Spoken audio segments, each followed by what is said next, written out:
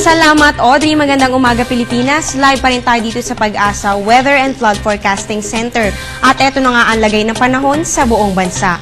Ang bagyong Marce ay unti-unti na nga pong lumalabas ng bansa sa bilis na 5 kilometers per hour. Ito po ay patungong kanluran. At ito ngayon ay nasa layong 300 kilometers west ng Iba, Zambales.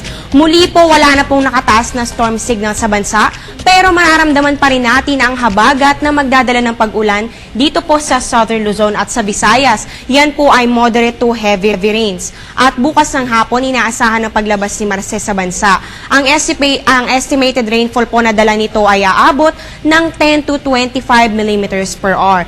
Nakataas pa rin po ang gale warning sa western seaboard ng Luzon at Visayas, kaya bawal pa pong pumalaot ang mga maliliit na sakyang pandagat at ang mga mangisda.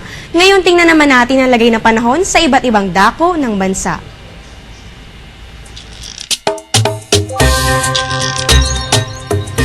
Sa Luzon, pinakamataas na temperatura sa Metro Manila na may 24 to 31 degrees Celsius.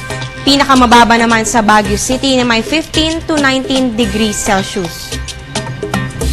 At dito naman sa Visayas, pinakamataas po sa Metro Cebu na may 26 to 30 degrees Celsius.